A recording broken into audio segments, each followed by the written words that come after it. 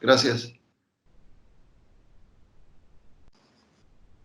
Bueno, bienvenidos a todos. Gracias por acompañarnos. Soy César Asencio de PIMSA Seguros. Invitamos en esta ocasión a Mauricio Aguirre, es compañero de nosotros en Zurich y nos apoya con la parte de inspecciones de riesgos en el área de ingeniería. Mauricio tiene 10 años de experiencia en la implementación de soluciones de gestión de riesgos y trabaja en asesoría en estrategias de administración. Ha trabajado con empresas como Green Power, FEMSA, Cemex, Grupo Alfa, Volkswagen. La dinámica de la plática es, vamos a poner los micrófonos en silencio. Cualquier duda que vaya saliendo durante la presentación nos la pueden escribir y con mucho gusto lo vemos con Mauricio. Vamos a grabar la plática y al final de esta reunión se las hacemos llegar por correo. Y pues nada, bienvenidos a todos y gracias, Mauricio. Adelante, por favor. Por el contrario, gracias a ustedes por el foro. Muchísimas gracias a todos los que se están conectando y nos están regalando unos minutos de su valioso tiempo.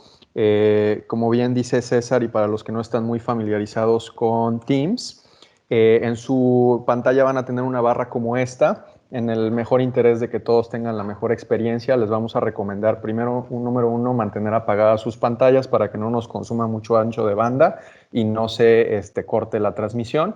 En el segundo, tratar de mantener nuestros micrófonos también en silencio. Y como bien dice César, tenemos aquí una burbuja en donde podemos habilitar del lado derecho una opción de chat, en donde con mucho gusto nos pueden ir poniendo todas sus preguntas que vayan surgiendo o comentarios a lo largo de la sesión y encantados las resolveremos al final de la plática.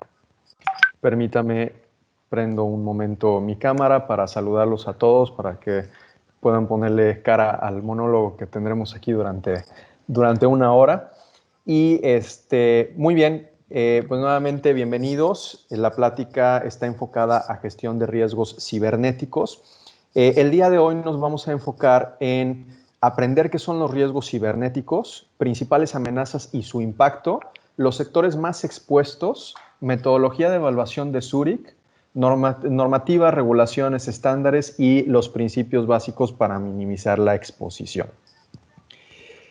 Y bueno, ¿por qué estamos hablando de riesgos cibernéticos? Vamos a poner un poquito de contexto. En 2020, Zurich lanza un estudio de riesgos globales en donde medimos la probabilidad y la severidad de diferentes riesgos. Quiero mostrarles una gráfica que salió en este estudio, está recortada. Quienes han tenido la oportunidad de ver el estudio va a lo largo de todos los años. Aquí recorté nada más para ejemplificar un tema rápido. Desde 2017 vamos a fijarnos en los recuadros de color morado que hablan de tecnología y veamos que en los 5 primeros lugares se ha permanecido los riesgos tecnológicos. A veces todavía vemos en algunas charlas, en algunas conversaciones, que se refiere a los riesgos tecnológicos como un tema emergente. La realidad de las cosas es que el riesgo tecnológico no es emergente ya nada más. Ya vino para quedarse hace muchos años. Si vemos, esto viene desde 2017 y más atrás, y ya es algo con lo que tenemos que aprender a vivir y trabajar en nuestro día a día. Otro tema bien importante aquí a ver es 2020. Cuando se hizo este estudio, que estamos hablando que se terminan a finales de 2019 para liberarlos en 2020, se estimaba que iban a predominar los riesgos ambientales. Si nos fijamos, tenemos en los primeros 5 lugares temas asociados al medio ambiente. Pero yo les pongo a pensar, y en mi conclusión es que si hubiéramos sabido que íbamos a tener una pandemia para 2020, yo les garantizo que tendríamos nuevamente aquí algunos recuadros morados en los primeros lugares. Sin duda, el tema de los riesgos cibernéticos se ha incrementado considerablemente en conjunto con la pandemia. El hecho de que nuestros empleados, nuestra gente, nuestros colegas estén trabajando desde casa ha llevado a que los hackers se encuentren en un área de oportunidad en esto y tenemos un crecimiento brutal en los ataques o en los intentos de hackeo. Nada más el día de ayer César me compartía una nota de Milenio, a lo mejor al final pasamos la liga, que precisamente habla de eso, de cómo se ha incrementado a raíz de COVID el tema de los ataques cibernéticos, y vamos a hablar de ello un poquito más adelante. Por otro lado, y algo bien interesante y que seguramente es importante para todos ustedes, es el tema de la cadena de suministro. En 2019, Zurich igual realizó una encuesta a diferentes clientes de diferentes sectores para entender cuáles eran sus principales preocupaciones y sus principales interrupciones. Y del lado izquierdo tenemos las 3 principales causas de interrupción de cadena de suministro en esos últimos 12 meses, donde podemos resaltar que el 44% se debió a cortes no planificados de tecnologías de información y de telecomunicaciones. Por otro lado, tenemos que 26% se debió a ciberataques o filtración de datos. Ahora bien, cuando les preguntamos las 3 principales causas de preocupación por la interrupción de cadenas de suministro, nos contestaron el 61% que les preocupaban los ciberataques y filtración de datos, y el 50% que les preocupaba, o casi el 51%, que les preocupaban los cortes no planificados de TI o de telecomunicaciones. Y bien, esa es la razón por la cual estamos el día de hoy platicando con ustedes de esto. Y para alinear un poquito la expectativa y que todos estemos hablando de lo mismo, me tomé la libertad de poner aquí un glosario de algunos términos que vamos a estar usando. Primero tenemos el término seguridad de la información. Y a su vez tenemos el término de seguridad informática. Estos 2 términos son bien importantes que los entendamos y los diferenciemos. Van muy de la mano, pero tienen una diferencia muy importante. Cuando hablamos de seguridad de la información, nos referimos a medidas y actividades que procuran proteger los activos de información entendidos estos como los conocimientos o datos que tienen valor para una organización. Bien importante, en sus diferentes formas y estados. Aquí estamos hablando de información que puede estar en un papel, o podemos estar hablando de información que puede estar en un disco, que puede estar en la nube, que puede estar en una memoria USB. Por otro lado, tenemos seguridad informática, y esto es el conjunto de métodos, procesos o técnicas para la protección de los sistemas informáticos, es decir, redes e infraestructura, y la información en formato digital. Aquí están las 2 grandes diferencias. Seguridad de la información es cualquier tipo de información en el estado en el que esté. Y seguridad informática estamos hablando únicamente en su formato digital. ¿Van los 2 muy de la mano? Sí, porque al final tenemos en un formato digital información. Y por lo general nuestras leyes están enfocadas a seguridad de la información, así como el seguro de Data Protect. Por otro lado tenemos el IoT, Internet of Things, o en español Internet de las Cosas, que seguramente muchos también ya han escuchado, y aquí del lado derecho les pongo algunos ejemplos. Es todo aquel dispositivo que puede ser conectado a Internet. Una computadora, una consola de videojuegos, hoy en día los drones, y cada vez tenemos más dispositivos que podamos encontrar en casa. El Google Home, Amazon, los refrigeradores, lavadoras, en fin, hay una cantidad innumerable de dispositivos que hoy ya podemos conectar y que empiezan a representar un riesgo severo para el tema de la ciberseguridad. Por otro lado, tenemos amenazas, que son cualquier circunstancia o evento con el potencial de causar daño a un sistema de información. Y finalmente, vulnerabilidad, cualquier condición que deje un sistema de información abierto a una amenaza. Hablando de amenazas, el muy temido malware. Y muchos de ustedes dirán, ¿qué es malware? Malware es una palabra que se forma de 2 palabras a su vez y se refiere a malicious software, o en español software malicioso, o también se le conoce como código malicioso. ¿Y qué son los malwares? Aquí les pongo algunos ejemplos de los más comunes: el virus, gusano, troyano, rootkit, spyware, adware. Cada uno de ellos tienen diferentes formas de atacar a los dispositivos. Me gustaría hacer énfasis en el troyano. Este es uno de los más temidos y de los que más daños pueden causar. Es una herramienta de control remoto que permite manipular hardware y software. Y hago un paréntesis para distinguir qué es hardware y qué es software. Hardware, en pocas palabras, es todo lo que es tangible. Si hablamos de una computadora, es el teclado, es la cámara, es el chip que tiene, la memoria, eso es hardware. Y cuando hablamos de software, son los programas que estamos usando dentro de la computadora. Microsoft Office, el sistema de contabilidad, cualquier otro sistema que tengamos dentro de nuestra compañía, a eso nos referimos por software. ¿Por qué es peligroso? Y esta es una de las razones por las que hoy en día todos ponemos un sticker en la cámara o ya tenemos computadoras que fuimos infectados con un troyano pueden manipular cualquier parte de nuestro equipo. Y por eso de repente el riesgo de que nos prendan la cámara y empiecen a grabar nuestra voz o nuestra imagen o lo que estemos haciendo en ese momento. Otro bien importante para este tema, y aquí abarcamos seguridad de la información y seguridad informática, es el spyware. También es sumamente peligroso, sobre todo en el enfoque en el cual están nuestras leyes.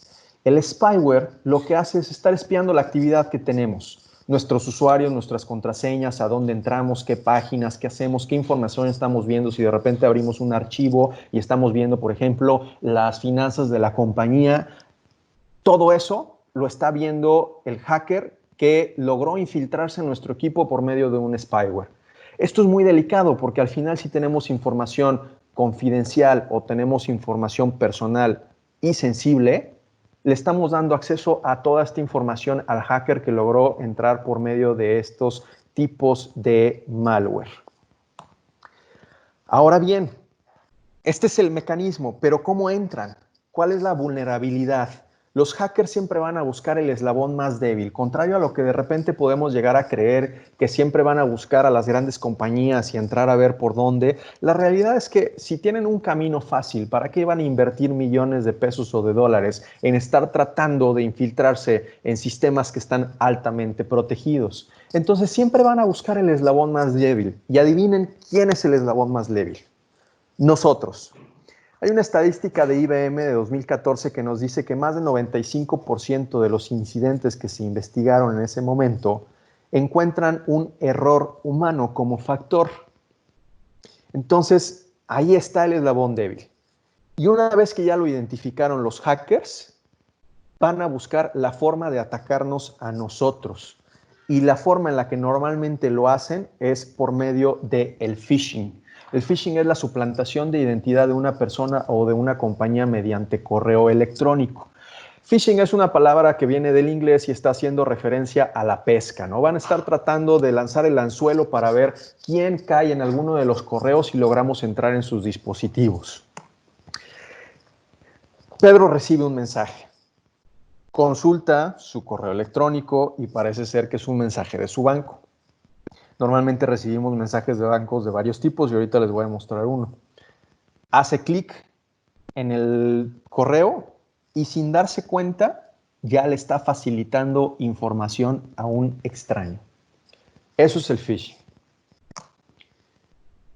90% de las campañas de phishing obtienen resultados tras enviar tan solo 10 correos electrónicos a la empresa víctima.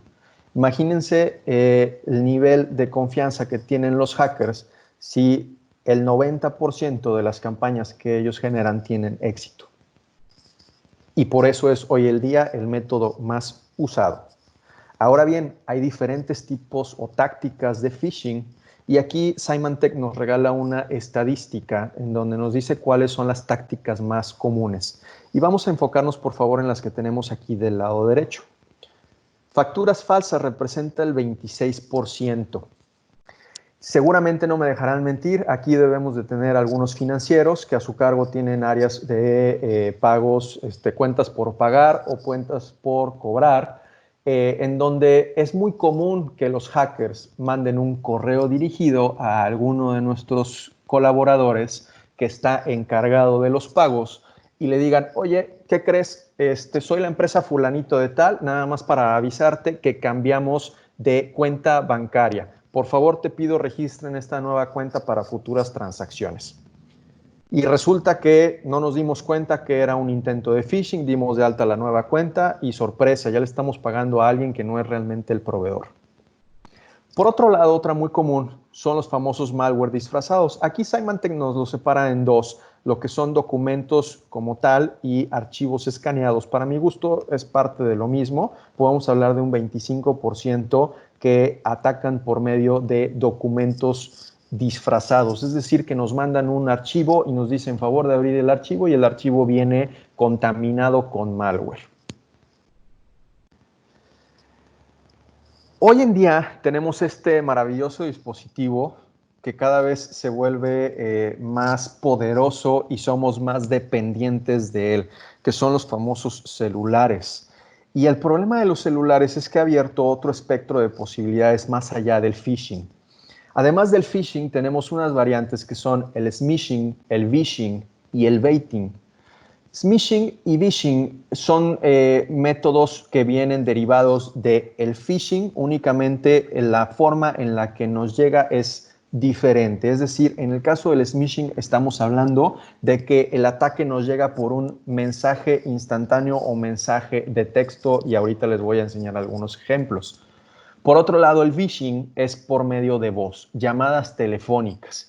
Nosotros estamos muy familiarizados con este tema de phishing y tuvimos una etapa muy fuerte porque recibíamos llamadas de extorsión del crimen organizado, pero también se usa mucho para terminar de cerrar un ciclo que abrimos con el phishing o con el smishing. De repente nos mandan una liga, quieren entrar a nuestras cuentas y resulta que nosotros tenemos en alguno de nuestros sistemas un doble verificador, los famosos tokens de verificación o los mensajes de verificación.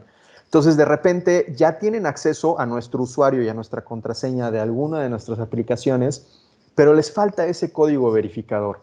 Entonces ahí es en donde levantan el teléfono, nos hablan y nos dicen, señor o señora, usted ha sido hackeado, hablamos de su banco y para verificar su identidad le acabamos de enviar un mensaje SMS con un código que necesitamos que nos proporcione para confirmar que efectivamente es usted y rehabilitar nuevamente sus cuentas. Y de repente caemos en el atareo del día, no ponemos atención a estos detalles y sí, claro, te mando el mensaje y ya le dimos entrada a prácticamente todos nuestros sistemas. Por otro lado, el baiting se usaba mucho con las famosas memorias USB. De repente nos encontrábamos memorias USB tiradas o se va pasando la cadenita, alguien me la prestó, yo se la presté a alguien y ya se fue perdiendo ahí en el proceso, de tal forma que a veces estas memorias USB venían infectadas y al introducirlas en nuestras computadoras, inmediatamente pasábamos el malware a nuestro dispositivo. De ahí la razón de que en algunas compañías hoy en día estén bloqueados los puertos USB y no se pueda traspasar información por medio de los puertos USB. Pero esto no ha muerto y hay que tener mucho cuidado. Ustedes no me dejarán mentir, los que viajan sobre todo mucho o recorren centros comerciales, de repente nos encontramos estaciones de recarga para los celulares. Y el tema es que tenemos un conector con la clavija convencional eléctrica y tenemos al lado una entrada USB para recargar nuestro celular. Entonces, ya nos es muy común estar en estos lugares y ahora que nos dura tampoco las baterías, estarnos buscando dónde nos podemos conectar y nos conectamos directo al puerto USB de estas estaciones gratuitas. Las empresas que los ponen no necesariamente son malintencionadas. El problema es que esas estaciones no están supervisadas el 100% las 24 horas del día y alguien puede manipular alguna de estas entradas USB y colocar algún dispositivo que venga infectado con malware. Entonces debemos de tener mucho cuidado de estas instalaciones. Mi recomendación siempre es no usen la terminal USB. Usen siempre su cubo o su conversor con el que viene el celular y conéctense siempre a una clavija de eléctrica estándar, no a los puertos USB gratuitos porque no sabemos si alguien los manipuló. Ahora bien, retomamos el tema del phishing. Ya platicábamos que es el método más común. ¿Cómo se ve el phishing? Aquí les pongo 3 ejemplos y estoy casi seguro que algunos de ustedes ya tuvieron un correo de este tipo, ya sea en sus correos institucionales o en sus correos personales. El famoso y temido SAT.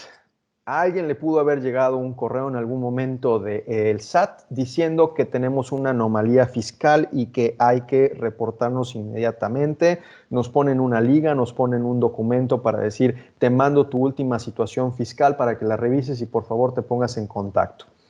Y aquí también entra un tema de ingeniería social. Hay hackers que invierten muchos millones de pesos y de dólares en entender el comportamiento de la gente, porque esa es la parte clave, el atacar los sentimientos y el comportamiento de la gente. Tristemente, el SAT se ha ganado esa posición de verdugo, entonces normalmente cuando recibimos un correo de este tipo, lo primero es, pues nos sentimos hasta agobiados, mareados, nos asustamos porque no entendemos por qué el SAT nos está mandando un requerimiento y en dónde estoy mal, y entro a veces en el miedo de me van a meter al bote, van a venir aquí a mi casa, me van a embargar, ¿qué va a pasar? Entonces nos entra el miedo y no razonamos y no empezamos a ver la información de tal forma que caemos en la trampa del hacker. Otros casos muy comunes son las de empresas que tienen su servicio a través de la web. Aquí les pongo Amazon, pero podemos hablar de muchos, de Mercado Libre, Liverpool, todas las empresas, Walmart, todas tienen alguna versión web en donde tenemos un usuario, una contraseña, y en ocasiones recibimos correos como estos en donde nos dicen, tu cuenta se ha bloqueado o sigue el estatus de tu pedido. Da clic aquí para seguir el pedido. Y muy probablemente en algunos casos ya teníamos previamente un malware, por ejemplo, del spyware, en donde ya hay un hacker que está viendo nuestro comportamiento y supo que hicimos un pedido en Amazon, y entonces en ese momento nos va a llegar un correo, el real de Amazon, pero también a su vez nos va a llegar uno del hacker, ¿no? En donde nos dicen, da clic aquí para seguir tu pedido. Entonces tenemos que ser muy cuidadosos porque de repente lo vemos algo muy cotidiano y vamos a encontrar este tipo de provocaciones en donde inmediatamente le estamos dando el acceso a un hacker a nuestros sistemas. El del lado derecho es mi favorito, me tocó a mí, para que ustedes vean que nadie está exento de esto. Esto es un correo que me llegó a mí y yo le tomé screenshot de mi celular. Esta es la primera parte del correo y esta es la segunda parte. Fíjense el nivel de detalle del correo. Y si yo estuviera ahorita interesado en adquirir un vehículo o en adquirir un crédito para lo que sea, muy probablemente voy a caer en él si no tengo cuidado. La verdad es que yo después de analizarlo un tiempo solo encontré una falla y más adelante les voy a decir cuál es. Pero el logo es el de BBVA, la imagen está muy padre, muy institucional, tenemos como que un correo que parecería de BBVA. Yo me metí a investigar los teléfonos y resulta que sí son los de BBVA, así como la dirección que viene aquí. La verdad es que está muy bien hecho este correo de phishing. Más adelante vamos a ver por qué me di cuenta y cómo debemos de identificar este tipo de correos. Por el otro lado hablábamos del smishing. El smishing son los mensajes. Hoy en día la mayoría usamos WhatsApp y en muy pocas ocasiones recibimos de repente información por SMS. Seguramente muchos de ustedes recibieron algunas de estas famosas promociones. Y aquí es en donde empezamos a ligar lo que les comentaba al principio sobre el efecto que ha tenido la pandemia en los riesgos cibernéticos. Es impresionante la cantidad de mensajes, de páginas web, de ligas, de información que los hackers están generando relacionados con el tema del COVID, con un fin únicamente de atacarnos a nosotros. Por un lado tenemos aquí campañas como estas que llegan por WhatsApp, de repente donde nos dicen que alguna compañía nos está ofreciendo su servicio gratis por COVID, o promociones, he visto unos de H&M, de Zara, de algunas otras compañías, promociones en donde nos dan 2x1 en ropa si le picamos ahí. De la cerveza, seguramente muchos se verían tentados aquí a darle clic al link de Heineken que nos regala cerveza, y más sobre todo muy al principio que nos suspendieron la venta de los alcoholes, ¿no? Por otro lado, también muy comunes es el tema de los envíos de mensajes de bancos en donde nos dicen, tu tarjeta quedó bloqueada, da clic aquí para que podamos reactivarla. Entonces, estos son intentos de phishing o de smishing que hay que estar y que hay que tener cuidado. Y aquí hay un efecto también muy curioso dentro de la ingeniería social. me toca a mí mucho de repente con mis familiares o con amigos que me estén enviando este tipo de links y les digo, cuidado, no estés enviando este tipo de información, revísala antes de compartirla. Y la respuesta que recibo muy comúnmente es, no pasa nada, me la mandó mi papá, me la mandó mi tío, me la mandó mi mejor amigo. Entramos en un sentido de seguridad falsa por el hecho de que vino de alguien que es de mi confianza. El problema es que no sabemos dónde se originó. Pudo haberme llegado de mi papá, de mi hermano, de mi primo, pero ¿quién originó esta información? No la sabemos. ¿Quién se la envió a mi primo? Y al amigo de mi primo, ¿quién se la envió? ¿De dónde viene? Entonces, debemos de ser muy cuidadosos porque de repente tenemos esa falsa percepción de seguridad por el hecho de que nos lo envía alguien de confianza. Y ahora bien, si ya tanto rollo, seguramente ahorita ustedes estarán preguntando, oye Mauricio, bueno, ¿y qué pasa si le doy clic al archivo o al link o a lo que me manden? ¿Cuál es el problema de tratar de abrirlo a ver si es verdadero o no? Pues lo peor que nos puede llegar, digo, lo mejor que nos puede llegar a pasar es algo como esto, el adware. Seguramente muchos de ustedes recordarán cuando empezó el internet y cuando empezábamos a navegar, que nos aparecían este tipo de pantallas. De repente estábamos navegando tranquilamente en nuestro explorador y de la nada nos empezaban a salir miles de pantallas de promociones. Esto ya no es tan común, pero sigue sucediendo.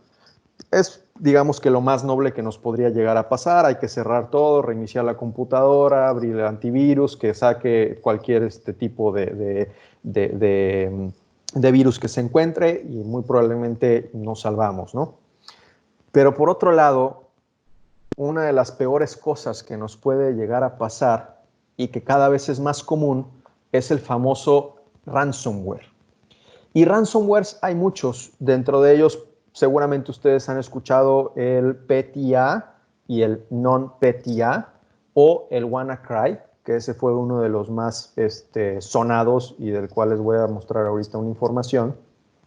Ransomware es una palabra también que está conjunta de dos palabras y viene de la palabra ransom en inglés, es decir, de rescate, y ware de software. Entonces es un software que pide un rescate.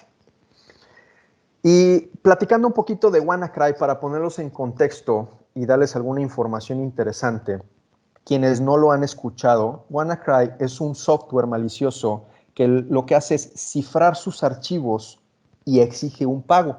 De ahí la palabra de ransomware. Nace de un descubrimiento de la Agencia de la Seguridad Nacional de Estados Unidos de una vulnerabilidad de los sistemas Windows.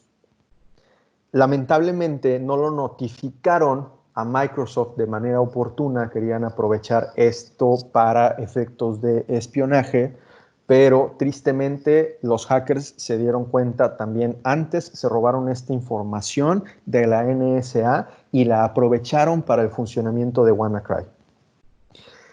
Aquí les pongo un mapa para poner en contexto cuál fue el impacto de WannaCry. En rojo tenemos identificados los países que se vieron afectados por este ataque y el ataque se cree que se inició en alguna parte del continente asiático.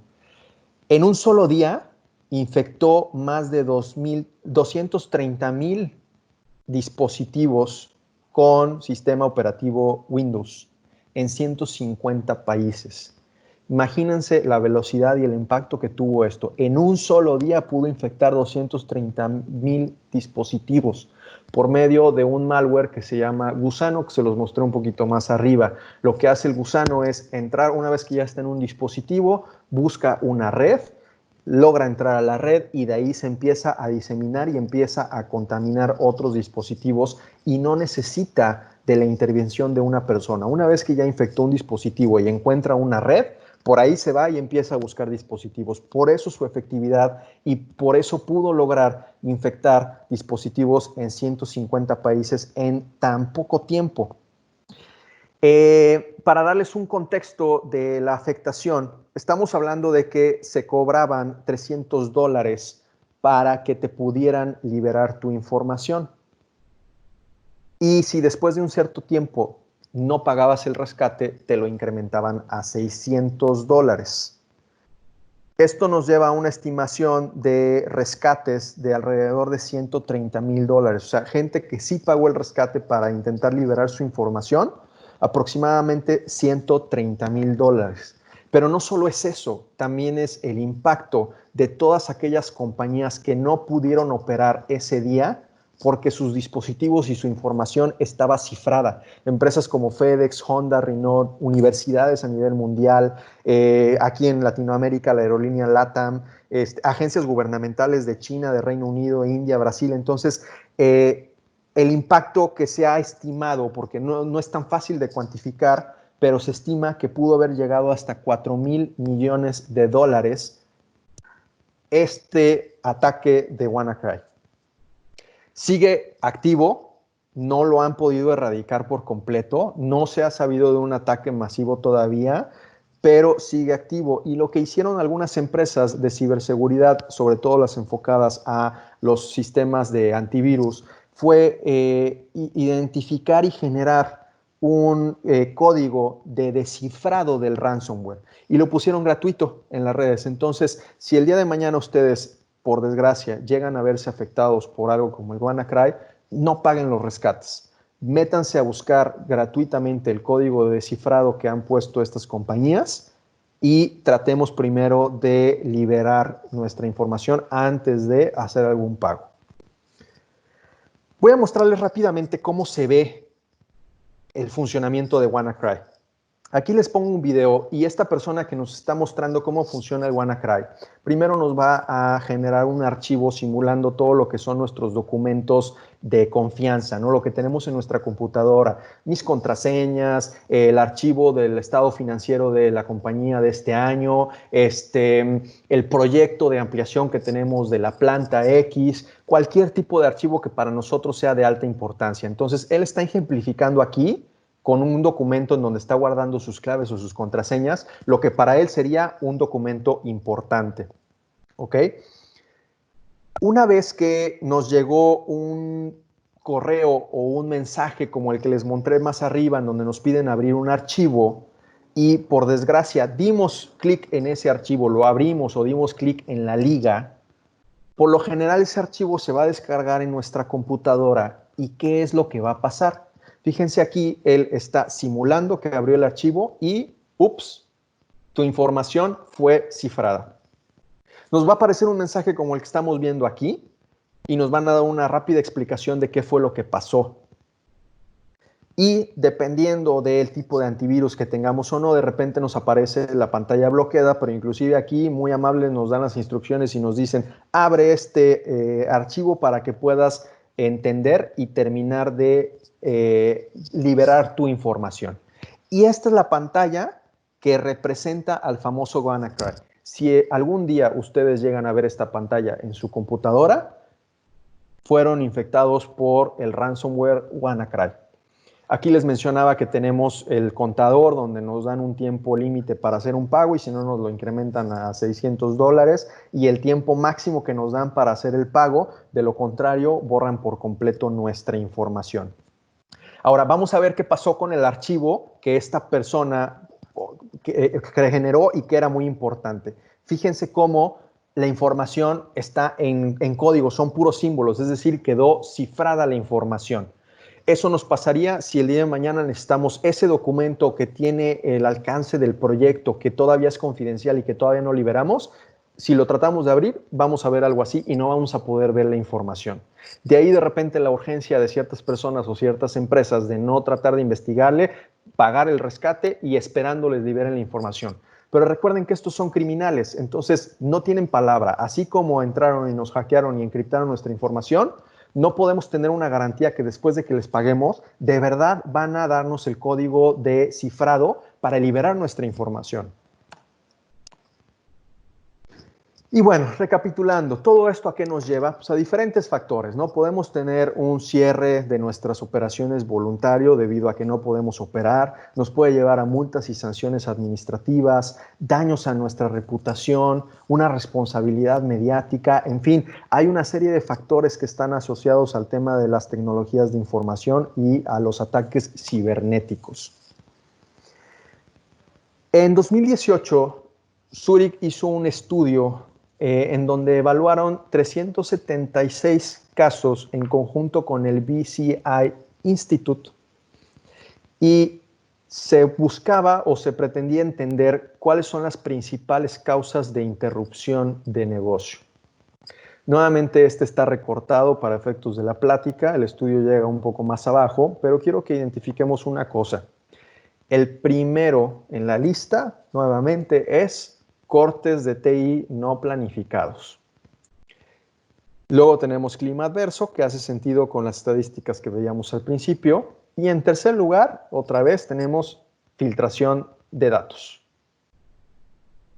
Y quiero hacer un paréntesis aquí rápido y por favor volteemos a ver aquí en el tercer lugar de abajo para arriba, tenemos incendio. Es decir, que incendio ha dejado de ser una de las principales causas de interrupción de negocio. Y ojo, no con esto les quiero decir que descuidemos toda la inversión y todas las medidas que estamos tomando para prevenir el incendio. Pero hoy en día estamos muy enfocados y es uno de los riesgos que más trabajamos. Pero no hay que perder de vista que hoy uno de los que más causa interrupción de negocio son temas de tecnologías de información, ya sea ataques como tal o interrupción de la infraestructura de tecnologías de información. Vamos a ver algunos casos que seguramente ustedes han escuchado y han visto en noticias y vamos a ir aterrizando qué tanto nos puede afectar. Caso Maersk. Para quien no conozca la compañía, es una de las compañías más grandes a nivel mundial de logística y de transporte de carga. En 2017, en su oficina de Ucrania, tuvieron una afectación por medio de uno de sus softwares de impuestos. Disculpa, Las computadoras. Sí. Perdón, pregunta Raúl Molinar, ¿qué debemos entender por cortes de TI no planificados? Por cortes de TI no planificados podemos entender varias causas. Por ejemplo, podemos entender algo muy común aquí en México, el famoso corte de la fibra. De repente tenemos a Axtel, a Telcel o cualquier otra compañía que sea nuestro proveedor de servicios que se nos cayeron los sistemas y resultó que fue un corte del tronco principal de la fibra y se van a tardar 3 horas en restablecerlo o a veces hasta más, ¿no? Otro corte puede ser derivado de la energía eléctrica en donde nuestros principales servidores quedaron inhabilitados por falta de energía, ¿no? Esos son algunos de los ejemplos que podemos entender como cortes de tecnologías de información no planificados. ¿Okay? No necesariamente es un ataque, sino es que hubo una interrupción por causas externas. Retomando el caso Maersk, hablábamos de que después de afectar el software de impuestos, el malware se propagó a través de todos los dispositivos de tal forma que unas horas después teníamos 49,000 laptops afectadas a nivel mundial, 3,500 servidores infectados y 1,200 aplicaciones que estaban inaccesibles. Las líneas fijas telefónicas también quedaron inoperables, de tal forma que la mayoría de los procesos centrales de Maersk quedaron completamente detenidos por una simple afectación en un software de impuestos en Ucrania. La recuperación les llevó 2 semanas en lo que respecta a las aplicaciones y 4 semanas en lo que respecta a las estaciones de trabajo. Se estima que la pérdida fue de alrededor de $300 millones. No se tiene el dato exacto, dado que no estaba asegurado. Pero más allá de eso, imagínense, y quizá algunos de los que tenemos aquí en el foro tuvieron una afectación derivado de este caso Maersk. Porque Maersk quedó completamente inoperante, entonces no nada más fue ellos los que quedaron afectados, fueron también los clientes de Maersk y los clientes de los clientes que estaban esperando una mercancía y que no estaba llegando o llegó retrasada por el hecho de no saber a dónde iba la mercancía y por no tener sistemas para operar. Otro caso que me gusta muchísimo es el caso SPEI. Para quienes no sepan lo que es SPEI, básicamente es un sistema que usa el Banco de México para enlazar a los diferentes bancos o instituciones financieras para realizar transferencias. Yo me acuerdo mucho de este caso porque ese día tenía un antojo de hamburguesa, yo quería ir por mi hamburguesa, fui a 3 o 4 cadenas diferentes de hamburguesas y nadie me pudo vender. Todos me dijeron, tenemos caído mi sistema, no podemos cobrar con tarjeta, únicamente estamos aceptando efectivo. Ya después me enteré que fue por este famoso ataque al sistema SPAY. Y vamos a recapitular un poquito la cronología, ¿no? 2018 se detectan las primeras fallas en algunos bancos. El 30 de abril, clientes reportan problemas para transferir y Banxico anuncia problemas en aplicaciones de 3 instituciones financieras. Banorte, dentro de ellos, reconoce que públicamente había una afectación en sus operaciones. Citibanamex en ese momento dice que no. El 11 de mayo, más de 30 instituciones financieras se ven obligadas a operar en un modo de contingencia. Y por favor, pongamos atención a las fechas. Estamos hablando de que empezó el 27 de abril el problema y apenas hasta el 18 de mayo nos estamos empezando a dar cuenta y nos empezamos a ver obligados a aplicar medidas de contingencia. 13 de mayo, los clientes de Citibanamex reportan fallas en cajeros. Y el 16 de mayo, el gobernador del Banco de México confirma un robo de 300 millones de pesos a 5 instituciones financieras, dentro de los cuales había 3 bancos, una casa de bolsa y una caja de ahorro. 46 de las 100 instituciones que operan por medio de SPAY se vieron obligadas a operar en una plataforma secundaria. Y finalmente BBVA reporta que en 5 de sus cuentas o de sus clientes se vieron reflejadas transacciones derivadas del ciberataque. Ahora, aquí estamos hablando de 2 afectaciones. Por un lado, un robo a estas instituciones financieras de 300 millones de pesos, pero también tomemos en cuenta la interrupción de las ventas de millones de negocios a nivel nacional. Y por eso les platico de mi tema de la hamburguesa, porque finalmente no pude comprar la hamburguesa ese día. Y así como yo, millones de personas que querían hacer compras ese día y que solo llevaban una tarjeta de crédito, de débito, no pudieron hacer compras. Entonces, no nada más son estos bancos y el robo que le hicieron a los bancos, son los millones de negocios que se vieron afectados y que lamentablemente eso no lo podemos cuantificar, no tenemos una estadística para eso y por eso también a veces se menosprecian los riesgos cibernéticos, porque es muy difícil recabar la información para llegar a decir esto fue lo que pasó y esto fue lo que perdió. Mauricio, disculpa, pregunta Joaquín Nesta. ¿Existe la creencia de que los ataques son principalmente a grandes empresas? ¿Qué opinas de los riesgos a las empresas medianas y pequeñas que, según se piensa, no le interesan a los hackers? Todos estamos expuestos y se los demostré arriba. Les estoy poniendo ejemplos de correos que me han llegado a mí en lo personal y a la empresa de mi esposa. O sea, nadie estamos exentos.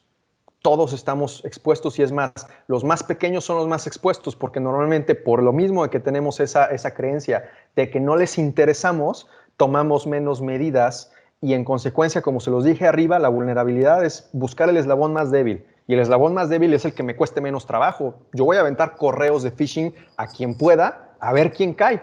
Y va a caer el que menos capacitado está, el que menos protecciones tiene y el que menos conciencia tiene al respecto de los riesgos. Entonces, definitivamente, desde una persona que es persona física, que trabaja solo, hasta la empresa multimillonaria, todos estamos igual de expuestos y muy probablemente las pymes, me atrevería a decir, que somos más vulnerables a los grandes corporativos. Y por eso Zurich trabajó en una metodología para ayudar a nuestros clientes a empezar a trabajar en ese proceso de identificación y tratamiento de los riesgos cibernéticos.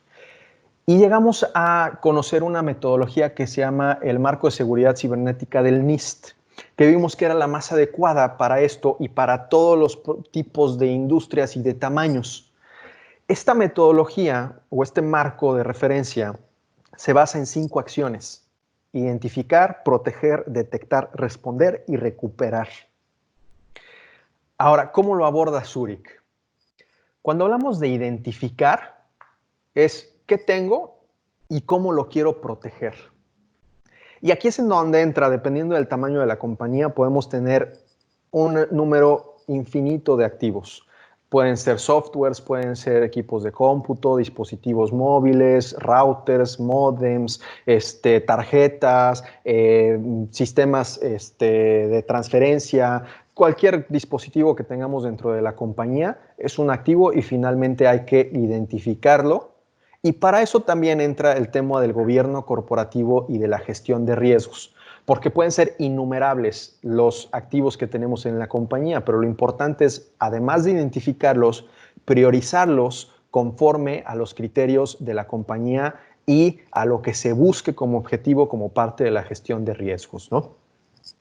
Asimismo, dentro de la identificación, no nada más es lo que tengo como activos. También tenemos que entender nuestro ecosistema, nuestra cadena de suministro. Y aquí les represento un poquito de cómo debemos de evaluar nuestro ecosistema.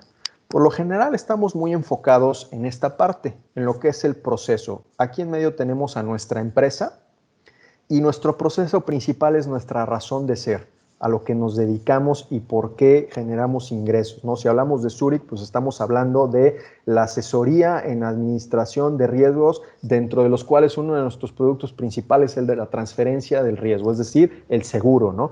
Esa es nuestra razón de ser, ese es nuestro proceso principal.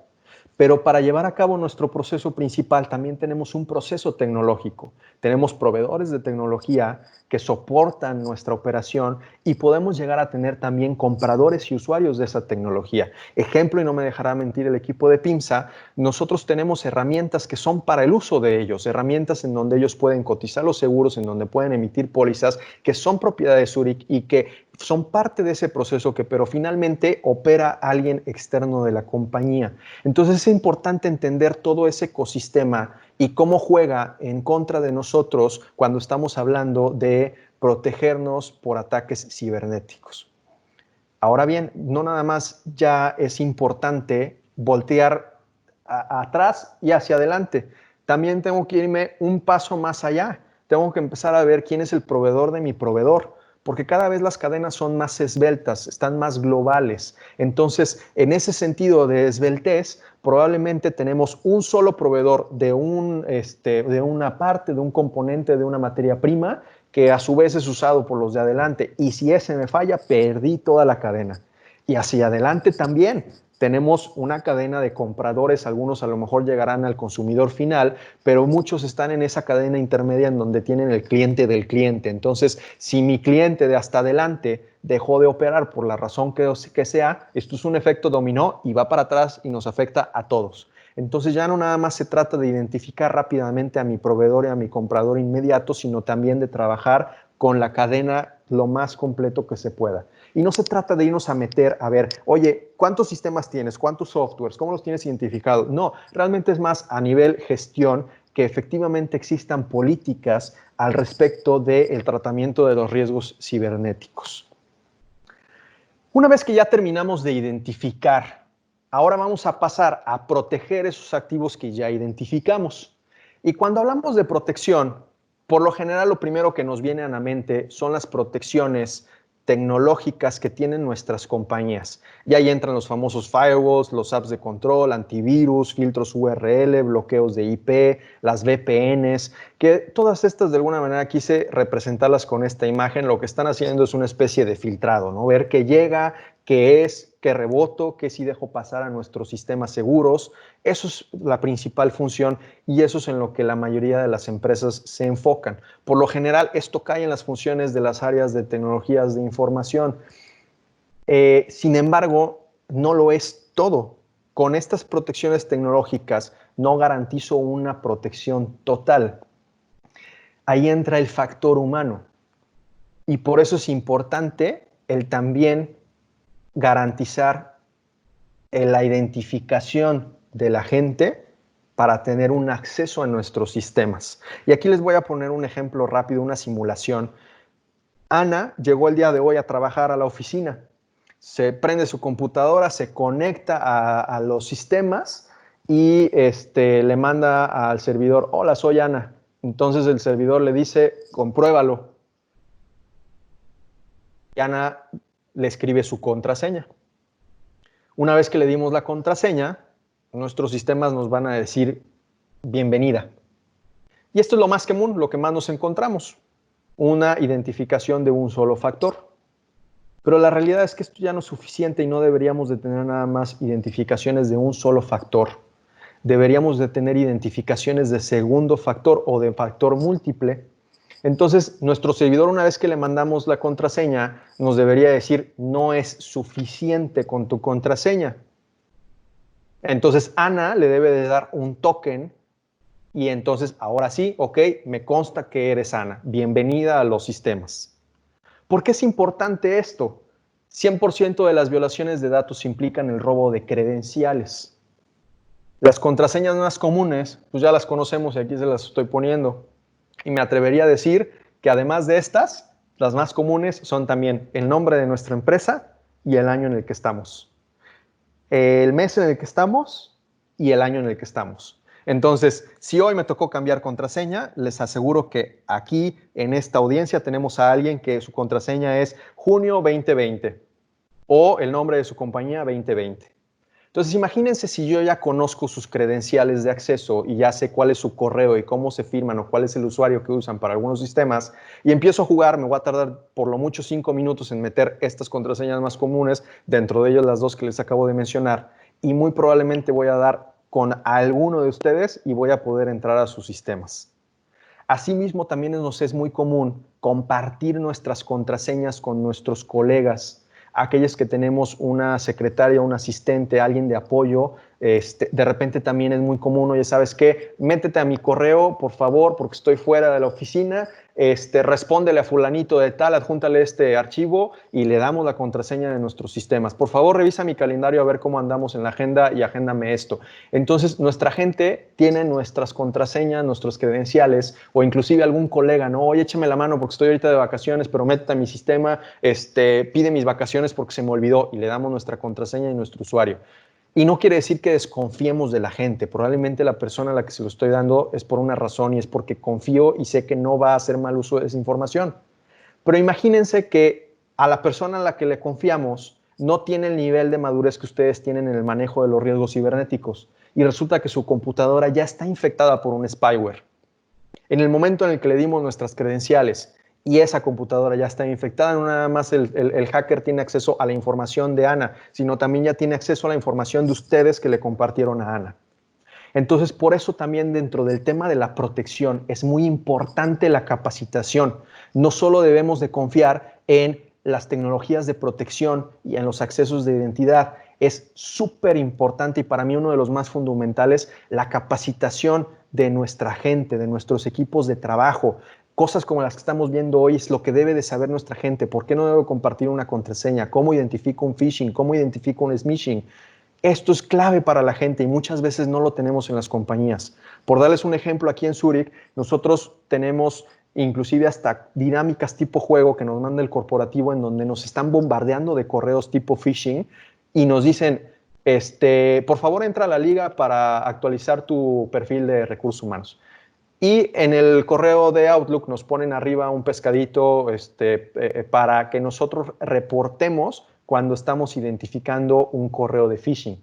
Y ya que le diste clic al pescadito, te llega otro correo de notificación. Hola, somos el área de tecnologías de información, estábamos haciendo una simulación. Felicidades, aprobaste prácticamente la prueba, ¿no? Ese es el tipo de capacitación que debemos de estar buscando en nuestra gente, una capacitación activa, donde constantemente los estemos haciendo consciente de los riesgos y la forma en la que ellos se vuelven vulnerables para la compañía. La siguiente acción es la de detección. ¿Cómo sé cuando algo está mal? Ya me protegí, ya metí mis firewalls, ya metí mi VPN, ya capacité a mi gente, tengo un control multifactor, o sea, mi contraseña y mi token, pero ¿es todo? ¿O también debería yo de tener un tema proactivo de identificación y de detección? Y aquí déjenme hacer una analogía con algo que a lo mejor es un poco más familiar para la mayoría. Los famosos sistemas de detección de humos que siempre andamos pidiendo todas las aseguradoras para el tema de incendio, ¿no? Ese es un tipo de detección. O sea, lo que estoy buscando es, yo sé que estoy en una operación normal, ya moví mis cargas combustibles, tengo mis brigadas, tengo a mi gente entrenada para la prevención de incendios, uso mi permiso de corte y soldadura, perfecto, ya tomé todas mis medidas de protección. Pero ¿cómo puedo identificar si algo salió mal y de repente se da un incendio? Pues tengo mi sistema de detección que me va a reportar que hubo un humo y que probablemente se está generando un incendio. Lo mismo es aquí. Debemos de tener sistemas de gestión que nos ayuden a estar monitoreando todo nuestro proceso, y por eso aquí les pongo una especie como de centro, un laboratorio, donde tenemos miles de computadoras. Y no crean que esto es ciencia ficción, ¿eh? Hay muchas compañías que tienen estos tipos de centros de monitoreo en donde están identificando cuando algo se salió de control. Un ejemplo son los famosos ataques DOS o Denial of Service, en español, denegación de servicio. ¿Cómo funcionan estos? Empiezan a bombardear a una red específica hasta que la saturan por completo. De ahí el que algunas plataformas o páginas tienen el famoso checkbox de no soy un robot, porque precisamente lo que buscan es que no entre un sistema robotizado a estar haciendo solicitudes. Por ejemplo, imagínense si algunos de ustedes tienen páginas web en donde hacen venta en línea y de repente llega un sistema robotizado y nos empieza a bombardear de solicitudes hasta saturar nuestra página, de tal forma que nuestros clientes ya no pueden ingresar porque está saturado. Entonces, ese tipo de eventos son los que se detectan con estos sistemas de gestión, algo anormal que no deberíamos de tener. Las últimas dos etapas van un poquito de la mano, y aquí es en donde entramos en temas que también deben de ser muy familiares por ustedes, los famosos temas de continuidad de negocio. Hablamos de un paraguas, que es los Business Continuity Management, ¿no? Ese es el paraguas completo, en donde tenemos ahí el famoso DRP, tenemos el plan de continuidad de negocio, el de cadena de suministro, en fin, son una serie de documentos que conforman nuestra estrategia para recuperarnos. Cuando hablamos de la respuesta, ¿qué es lo que debemos de tratar de identificar? En la respuesta estamos en esta primera etapa, en estos dos puntos y en el de IT. Aquí tenemos el incidente, vamos a decir que tuvimos una afectación en uno de nuestros servidores, quedó infectado por algún tipo de malware.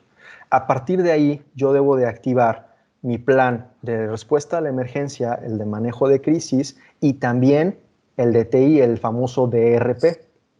Y aquí hay algo bien importante, porque por lo general nuestros planes de respuesta a la emergencia y los de manejos de crisis están muy enfocados a riesgos físicos, a incendio, a inundación, a bomba, granizada. Siempre los enfocamos en temas de riesgos físicos, pero muy rara vez encontramos un plan de la respuesta a la emergencia que involucre una estrategia para un ataque cibernético. Casi siempre eso se lo aventamos a los de TI, es como que, es que ellos lo tienen allá en su DRP. Pues sí, pero imagínense si el día de mañana nos hackean uno de nuestros servidores y no nada más nos inhabilitan la operación, sino también obtuvieron información sensible y la publicaron. ¿Quién tiene que dar la cara por eso? Pues el comité de crisis. Entonces el comité de crisis tiene que saber cómo debe de actuar ante un escenario de este tipo. No va a ser la gente de TI la que salga a dar la cara para decir, sí, pasó esto y lo estamos resolviendo de esta forma ante los medios de comunicación o bien ante las autoridades. Entonces por eso es bien importante que dentro del proceso de la respuesta tengamos en nuestros planes de respuesta a la emergencia y de manejo de crisis identificados este tipo de escenarios y que podamos tomar una acción. Y ahí es en donde entran en relevancia dos documentos muy importantes. Ahorita ya les mencionaba el del Disaster Recovery Plan, que es el que normalmente desarrollan las áreas de tecnología de información, pero también el plan de continuidad de negocio. Es súper importante y repito, normalmente lo asociamos a riesgos de la operación, pero no a los riesgos tecnológicos. ¿Y por qué es importante involucrar el plan de continuidad de negocio? Ahí entra un actor que se llama el INAI. Y el INAI, que es el Instituto Nacional de Transparencia, Acceso a la Información y Protección de Datos Personales, nos pone unos lineamientos que debemos de cumplir o comunicar cuando se han comprometido nuestros sistemas y es posible que nuestra información o la información de nuestros clientes sea liberada. Esto debe de ir dentro de nuestro plan de continuidad de negocio. Por eso no nada más le debemos de aventar la bolita al área de sistemas. Todos debemos de trabajar en conjunto en el plan de la respuesta. Por otro lado, tenemos el último factor, que es la recuperación. Y quiero retomar otra vez la gráfica porque aquí nos ayuda a ejemplificar. Ya tuvimos el incidente, ya activamos nuestro plan de respuesta a la emergencia, el de manejo de crisis, el DRP. Empezamos a estabilizarnos con el paso del tiempo, ya atendimos la crisis inmediata, pero ahora hay que recuperar nuestra operación a como originalmente la teníamos antes de vernos afectados. Y ahí es en donde entra todavía con más fuerza el plan de continuidad de negocio y las estrategias de recuperación de nuestras áreas de tecnologías de información. ¿Qué es lo que en grandes palabras estamos buscando en esta parte de la recuperación? Son nuestros planes B. Aquí les ejemplifico una empresa que por lo general está conectada a unos servidores, pueden estar dentro de la misma compañía o pueden estar en un proveedor de servicio y tenemos un enlace continuo con nuestro sistema, nuestras aplicaciones, nuestra red, etc. En pocas palabras, aquí en la recuperación es trabajar en ese botón rojo ficticio que deberíamos de tener. O sea, cuando entró la emergencia yo debo de poder llegar a apretar el botón rojo y que se active mi plan B, cualquiera que sea. Si yo tengo un respaldo de mis sistemas críticos en la nube o en un servidor secundario, si tengo almacenado en físico todos los respaldos de información crítica clave para la operación de la compañía, el tener identificados esos procesos que tengo que llevar de forma manual porque no tengo sistemas, ¿cómo los voy a llevar a cabo? Todo eso entra dentro de esta estrategia de recuperación. Es lo que debe de suceder cuando aprieto el botón rojo y espero que entre mi plan B. Y bien, hasta ahorita recapitulando un poco, ya recorrimos lo que son los riesgos cibernéticos, ya vimos sus principales amenazas y su impacto, los sectores más expuestos, la metodología de evaluación de Zurich. Ahora vamos a ver el tema normativo, regulación y de estándares, así como los principios básicos para la minimización de la exposición. Bien, cuando hablamos de el tema de cumplimiento y regulación, en México el principal actor es nuevamente el INAI. El INAI tiene la Ley de Protección de Datos Personales en posesión de ya sea particulares o sujetos obligados. Por lo general, y casi seguro que todos los que estamos aquí en el foro, tenemos que enfocarnos en el de particulares. Son dos diferentes documentos, casi siempre nos iremos a la Ley de Protección de Datos Personales en posesión de particulares. Ese es el que nos rige aquí en México, pero tomen en cuenta que el INAI está enfocado únicamente a la protección de datos, no necesariamente al contexto cibernético. En México como tal no hay un regulador del tema de la ciberseguridad. Tenemos el CERT, que es el Centro Nacional de Respuesta a Incidentes Cibernéticos de la Policía Federal, y a su vez en diferentes estados hay algunas policías cibernéticas, pero estas son reactivas, estas son para investigación e identificación del criminal. Estas no rigen, no tienen una ley de por medio o no son regulatorias a un tema cibernético. Entonces realmente lo único que podemos tener como regulación es el INAI con respecto a la protección de datos, y hay un segmento específico para el tratamiento de datos en tecnologías de información, ¿no? O de forma digital. Entonces, esto nos lleva a tener que enfocarnos en documentos externos, los de ISO, que aquí para mi gusto yo empezaría en esta secuencia.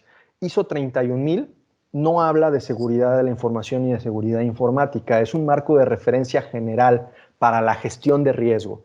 Entonces, esto se tiene que ver de forma holística, no nada más podemos enfocarlo a los activos del área de TI. Tenemos que primero armar una estrategia global, por eso la sugerencia de entrar primero con el ISO 31000 y de ahí ahora sí vamos bajando los escalones para atacar los riesgos naturales, lo de incendio, seguridad de información, seguridad informática. Y una vez que entramos en eso, yo les recomendaría dos documentos, el ISO 27001 y el ISO 27032. El 27001 es de sistemas de gestión de la seguridad de la información. Es decir, va muy de la mano con el del INAI, la Ley de Protección de Datos. Pero también tenemos el ISO 27032, que está enfocado a tecnologías de información, técnicas de seguridad y directrices para la ciberseguridad. Para mi gusto, los dos se deben de ir de la mano, porque volvíamos a, como mencionaba yo al principio, si no son lo mismo, están muy relacionados uno con el otro. Otros documentos que son de apoyo muy valiosos para mí es el NIST, que ya vimos ahorita el marco de referencia del NIST y es el que toma Zurich como base para hacer sus evaluaciones y para apoyar a sus clientes. Y en complemento yo les recomendaría el SysControls. SysControls es el Center of Internet Security, y es un documento, la verdad, muy bien diseñado a un nivel de lenguaje que todos podemos entender. No necesitamos ser expertos en TI ni haber estudiado una carrera asociada a las tecnologías de información. La verdad es que viene muy digerible y lo más importante es que se alinea también con el marco de referencia del NIST, o sea, trabaja sobre la identificación, protección, detección, respuesta y recuperación. Y el otro valor de este documento es que lo separa en 3 segmentos de tipos de empresas, o sea, grupo 1, 2 y 3. Y ahí retomo una pregunta que me hicieron al principio sobre si somos más vulnerables a algún tipo de empresa u otro. Y seguramente habrá preguntas en el foro de, oye, pues esto es para las grandes empresas millonarias. No, la verdad es que este tipo de documentos nos ayudan también a segmentar por el tamaño de nuestra empresa y por los recursos que podemos dedicar al tema de tecnologías de información. Entonces, esto es lo que yo les puedo recomendar al respecto de cumplimiento normativo y estándares de referencia para los riesgos cibernéticos. Y bien, nos vamos acercando al final y quisiera aquí ponerles una conclusión, una pregunta que quiero que se respondan ustedes en privado. ¿Es mi responsabilidad protegerme? Y antes de que la respondamos, les voy a dar unas cuantas estadísticas. En México tenemos el primer lugar en presencia de tipos de cibercrimen. También somos el tercer lugar a nivel mundial con víctimas de ciberdelitos y el segundo de Latinoamérica. El costo promedio por víctima es de 4,381 pesos. Ojo, únicamente del rescate, no de la afectación o del impacto secundario. Las multas administrativas por INAI en los últimos 3 años fue de 230 millones de pesos. En 2014, el costo de delitos cibernéticos llegó a aproximadamente 45,000 millones de pesos. Y para responder la pregunta de arriba, 80% de los ataques podrían evitarse manteniendo una sencilla higiene de los ordenadores y las redes. Contraseñas fuertes, configuración segura, recertificación de accesos y gestión de parches. Entonces, retomo mi pregunta. ¿Es mi responsabilidad protegerme? Claro que sí, porque yo puedo ser responsable de ese 80%, de evitar ese 80% de los ataques. Entonces, la protección no nada más depende de la compañía, de los esfuerzos que hace la compañía, sino de cada uno de los que conformamos una compañía. Y bueno, aquí empiezo un poquito con el comercial, sobre todo en esas dudas de, bueno, ¿por dónde empiezo? ¿No? Y sobre todo algunas empresas más pequeñas que dicen, oye, pues yo no tengo los recursos para invertir en un consultor en esta materia. La verdad es que podemos empezar de una forma muy sencilla y sin costo, y para eso tenemos el Zurich Risk Advisor. Muchos de ustedes ya lo conocerán. Es una excelente herramienta de trabajo. Aquí les dejo el código QR y el link para que lo puedan descargar. Es gratuita la aplicación, la pueden encontrar en sus celulares, ya sean Android o sistema operativo iOS. En cualquiera de las 2 tiendas se encuentra disponible. ¿Y por dónde podemos empezar? Bien sencillo, por una evaluación dentro de la aplicación.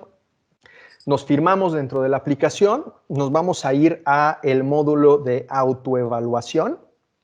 Y me va a desplegar estos menús. Vamos a agarrar el primero que dice especialidades ciberseguridad.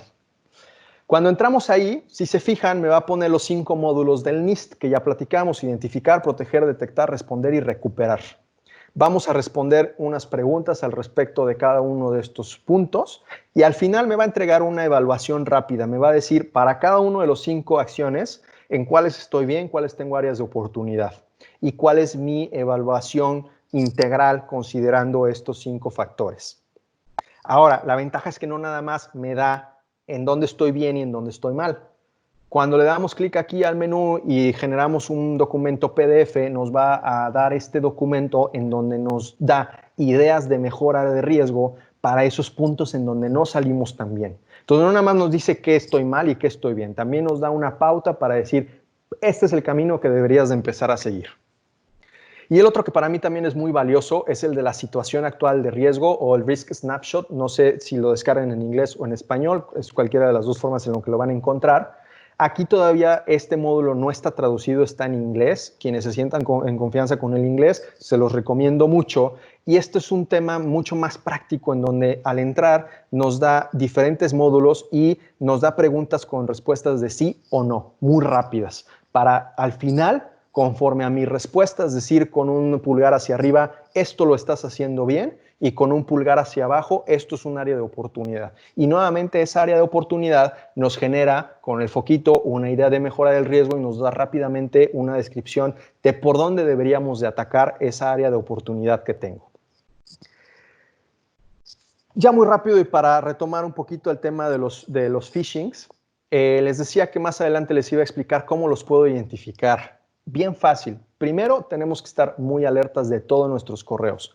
En el primer momento en el que nos encontremos una liga, un botón, un documento y nos digan descargar algo, lo primero que tenemos que voltear a ver es el dominio y si no tiene alguna leyenda como esta de spam. Algunos ya nuestros correos los pueden identificar, pero muchos otros no y no aparece la palabra spam. Entonces, inmediatamente tenemos que irnos a ver el correo del cual nos lo están enviando. Revisemos muy bien estos correos porque de repente el ejemplo que les daba de las áreas de cuentas por pagar, a veces los correos son muy parecidos al de nuestro proveedor. Entonces hay que cotejarlo con el de mi proveedor o con el de mi amigo o con el de mi cliente para ver si efectivamente está bien el correo. A veces la diferencia es una sola letra. Esa es la primera forma de identificar un correo malicioso. En el caso de los mensajes de phishing o de smishing, tenemos aquí los mensajes, por ejemplo, el que les mostré más arriba de la cerveza. Muy tentador. Por lo general, tenemos aquí arriba el dominio www.heineken.com. Cuidado, porque esto es escrito, esto no es el dominio, esto cualquiera lo puede escribir. Hay que fijarnos en la liga que viene subrayada por lo general y que prevalece con un HTTP o con un HTTPS. Este es el link que nos están mandando a darle clic y este es el que tenemos que revisar a detalle. ¿Y qué debemos de revisar? Dos cosas fundamentales. El primero, el inicio del URL o la liga. HTTP, nos está faltando una S. Siempre debemos de esperar un HTTPS. La S hace referencia a security o a seguridad. O sea, es un dominio que navega por medio de un túnel, digamos, de forma segura. Si no tiene la S, ni le den clic. Y el segundo nos debemos de fijar en la parte final de la liga o del URL. La liga correcta de Heineken probablemente sería https://heineken.com. Pero fíjense cómo aquí le agregan algo raro. /vale.info. Entonces, inmediatamente eso es una alerta y de preferencia ni le den clic. Les decía el del BBVA. Tenemos el correo que está maravilloso y la única forma por la cual pude identificar que era un correo malicioso es el correo del cual venía. promociones@departedforyou.com. No tiene nada que ver con BBVA, ni siquiera el dominio, nada.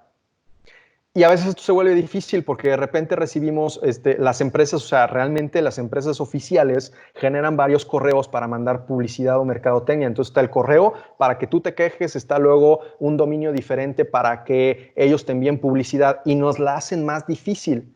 Entonces, si yo tengo duda, me interesa mucho la información que me mandaron y muero por darle clic al link o descargar el archivo, mi recomendación hacia ustedes sería, antes de que descarguen algo y si tienen duda de que el dominio a lo mejor podría ser real, voltéense a las redes sociales de la empresa en cuestión, como hizo este usuario, escríbanle en Twitter o en alguna otra red social a la compañía oficial y díganle, oigan, me llegó esto, ¿es oficial o no?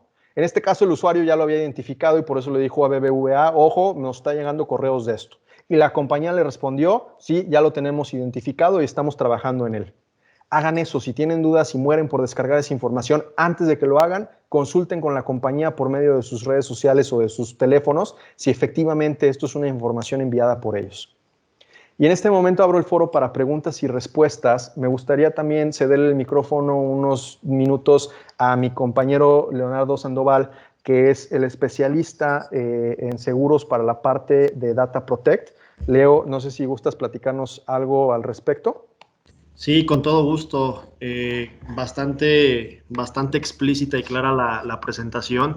Creo que ahí valdría la pena un poquito, pues bueno, justificar y puntualizar que desde el área de suscripción, pues para nosotros es súper importante que los clientes, al momento de solicitar alguna cotización, pues tengan presente que el cuestionario para nosotros es una radiografía del riesgo, ¿no? Como bien tú lo decías, Mau.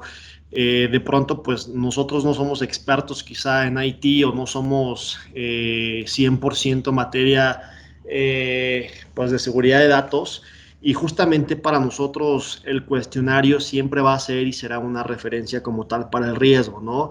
Ejemplificabas ahí algunos casos de siniestros que creo son los más rimbombantes hoy en día en el mercado, pero también creo que fue importante ahí que puntualizaras que si bien hoy día estas grandes corporaciones ya fueron hackeadas, ya fueron intervenidas, pues como decía el ex CEO del FBI hace un par de años, ¿no? Solamente hay dos tipos de compañías, las que ya fueron hackeadas y las que van a ser hackeadas. Realmente hoy día no tenemos oportunidad de evitar alguna intervención por parte de algún tercero. Aún así, cuando tengamos los sistemas de seguridad más sofisticados y más caros, siempre estas personas o siempre esta red o siempre esta corporación, porque ojo, tenemos muy presente esta imagen de los hackers, ¿no? De personas con su cachucha atrás de una computadora, pero realmente conforme pasa el tiempo nos vamos dando cuenta que es una red, ya es una corporación como tal de personas, es un grupo que siempre está buscando la forma de vulnerar nuestros sistemas, ¿no? Y el ejemplo más claro fue la intervención al Banco Central, de lo que platicabas, del famoso SPEI. O sea, ¿qué podemos imaginarnos? Si atacaron al Banco Central, pues es muy probable que el día de mañana puedan intervenir a los sistemas de un agente de seguros. Un agente de seguros que maneja información de terceros, que maneja direcciones, que maneja teléfonos. Y eso es muy importante recalcar. Hoy en día el mercado de líneas financieras está un poco contraído. Y no nada más en D&O y no nada más en crime, sino en cyber también. ¿Por qué? Porque evidentemente hoy en día en las gráficas de los riesgos más catastróficos, ya aparece desde hace un par de años los riesgos cibernéticos. Las cantidades o las pérdidas que realmente están ocasionando este tipo de siniestros son multimillonarias, de tal suerte que hoy en día los clientes de pronto ya buscan sumas aseguradas mayores a 10, mayores a 15, mayores a 20 millones de dólares, lo que antes no se veía, lo que antes únicamente era por solicitudes por medio millón de dólares, por solicitudes por $1 millón, entonces hoy en día esto ya ha comenzado. Y bueno, o sea, por parte de Zurich sí es importante mencionar que con nuestro equipo especializado de ingeniería de riesgos y desde el área de suscripción, pues siempre buscaremos la forma de cómo entregar los mejores términos y las mejores condiciones para cada tipo de riesgo, ¿no? Sin embargo, pues también es importante justificar y aclarar que para nosotros poder hacer un análisis correcto, pues siempre va a ser necesario contar con este cuestionario, ¿no? Entonces, ahí César de PIMSA, creo que en su momento estuvimos platicando de ahí algunos proyectos que si bien hoy día no se han concretado 100%, pues aprovechando el foro, César, creo que es buen momento para comentarte que pues el día de mañana buscamos algún nicho pyme, mediano, middle market, pues traemos ya ahí unos esquemas fast flow que nos pueden ayudar a que las cotizaciones sean pues mucho más ágiles y pues que el nicho de mercado que ataquemos pues sea un poco más amplio, ¿no? Más extenso. Entonces, si quieren lo podemos platicar ya de forma muy específica, César, pero pues desde suscripción estamos a sus órdenes para lo que necesiten. Gracias, Leo. César, ¿tenemos alguna otra pregunta? Con mucho gusto aquí estamos cualquiera de los dos para resolver y mientras tanto les estoy dejando aquí en la pantalla algo que les recomiendo le tomen un screenshot o un pantallazo. Para mí estas son medidas fundamentales básicas que todos deberíamos de cumplir, no requieren una inversión y que con esto evitamos casi el 80% de esos ataques. Sí, gracias Mauricio, gracias Leo. Pues nada más aquí abrir el foro a los invitados, si tienen alguna duda o alguna pregunta que quieran hacer, con gusto aquí aprovechamos a Mauricio y a Leo para aclararla. Si quieres damos un minuto a ver si alguien tiene alguna duda que podamos contestar.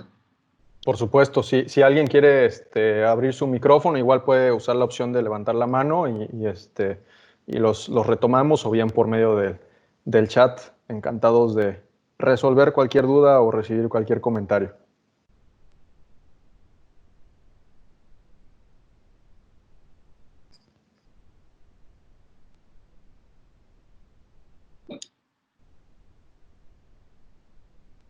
Ok, Mauricio, no, yo creo que compartimos la información por correo y si llega a haber alguna duda ahí en particular, la pueden ver directo conmigo y lo canalizamos al equipo de Zurich para poderlo resolver. Mira, tenemos un comentario. Ok, pues nada, muchas gracias Mauricio por la plática y por el tiempo. Gracias también a las personas que pudieron asistir. Y también agradecerles la confianza en PIMSA. Precisamente estamos en nuestra celebración de 25 años de existencia y pues ha sido totalmente por confianza y Totalmente, César. Muchísimas gracias también a ustedes por abrirnos el espacio, a todos los que se conectaron, por estar aquí con nosotros. Les dejamos aquí nuestros datos de contacto, tanto del equipo de Zurich como del equipo de PIMSA. Encantados de poder apoyarlos en cualquier inquietud. Gracias. Mira, Javier Martel tiene una pregunta. Si quieres abrir el micrófono, Javier, con gusto te escuchamos. Gracias, César. No es una pregunta, es nada más agregarles algo ahí. Muy buena presentación, muchísimas gracias, muy profesional. Agregarles ahí de las acciones preventivas que vi que están muy aterrizadas, ahí se los puse también en el chat, que una de las acciones que también previenen mucho es tener muy claro con el personal, puesto que el factor humano es el riesgo más importante que tenemos para este tipo de riesgos, tener muy claro con el personal qué es lo que está prohibido, a qué está prohibido realmente entrar, qué no debemos de hacer, y que en cuanto detectemos alguna desviación seamos muy claros con las consecuencias y que las consecuencias sean duras, porque realmente si le dedicamos mucho tiempo a socializar los temas, a decirles por qué y qué es lo que no deben de hacer, pues realmente luego el ser permisivos nos pone en riesgos muy altos.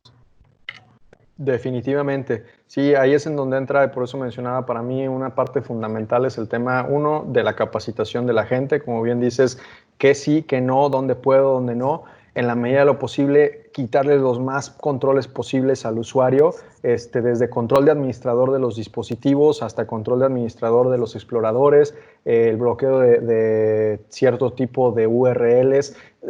Como bien lo acabas de decir, el factor humano es impredecible y aun y cuando les demos una capacitación, muy probablemente muchos de ellos van a hacer caso omiso. Entonces es un conjunto de mantener un constante entrenamiento, una serie de lineamientos, políticas que van de la mano con esos temas de sanciones o alertas hacia la gente. Y esa es la parte fundamental, ¿no? Podemos invertir mucho dinero en protecciones tecnológicas, pero si no está bien cubierto ese lado del elemento humano, estamos fritos.